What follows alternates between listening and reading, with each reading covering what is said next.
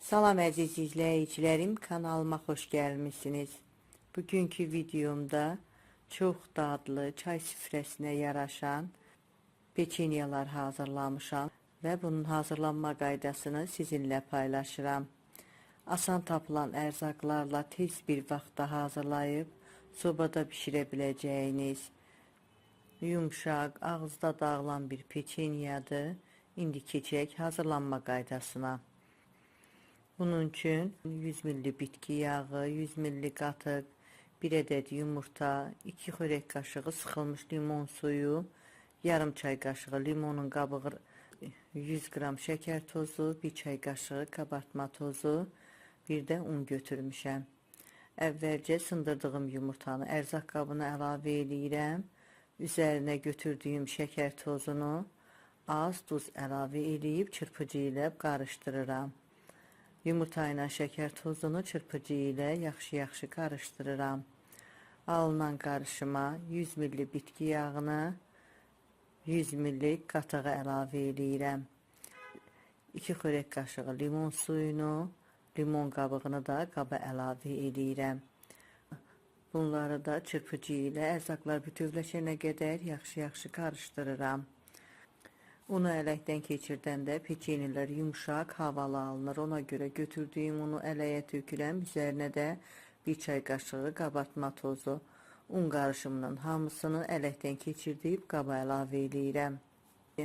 Unu ələyəndən sonra qaşıqla qarışdırıram. Xəmiri əlimlə yoğurmuram. Sonacan qaşıqla qarışdırıb xəmiri hazırlayıram. Ələ az yapışan yumşaq bir xəmir olmalıdır. Xəmir üçün 3 stəkan un istifadə elədim. Stəkan ölçüsü 200 ml-dir.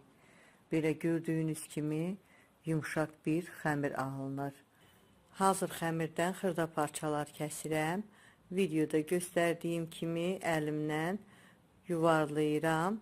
Yumru toplar hazırlayıram. Hazırladığım topları yağlı kağız sərdiyim formaya düzürəm. Əlimə arada bitki yağına batırıram ki, xəmir əlimə yapışmasın. Hamısını eyni ölçüdə, eyni qaydada kəsib, yumrulayıb formaya düzürəm. Peçenyaları cemlə hazırlayıram. Ona görə oxlov götürmüşəm. Oxlovun yoğun hissəsini bitki yağına batırıram. Xəmir topların üstündən bastırıram. Ortasında oyu qaçıram. Hamısının ortasında oxlovla oyu qaçıram. Açdığım oyuqlara cem əlavə edirəm, şaftalı cemi. Siz istədiyiniz cemlə istifadə edə bilərsiniz. Peçenya üçün istifadə elədiyim ərzaqların ölçülərini videomun açıqlama bölümündə qeyd etmişəm. Hamısını bu şəkildə hazırlayandan sonra 180 dərəcəlik sobada 15-20 dəqiqə arası bişirirəm. Peçenyalar artıq bişib sobadan çıxartmışam. Peçenyalar çox yaxşı qabarıb. Üstü çox qızarmır. Gördüyünüz kimi altı bişib, üstü qızarmır. Çox yaxşı alınıb. Tam soğuyandan sonra üzərinə şəkər keşanı səpirəm. Artıq peçenyalarım çay süfrəsinə hazırdır. Mən bu peçenyaların xəmirinə limon qatdım. Amma istəyə görə limonu portağalla da əvəz eləmək olar. Çox yumşaq. Ertəsi günü də belə yumşaq olur. Dadlı peçenyalar alınır.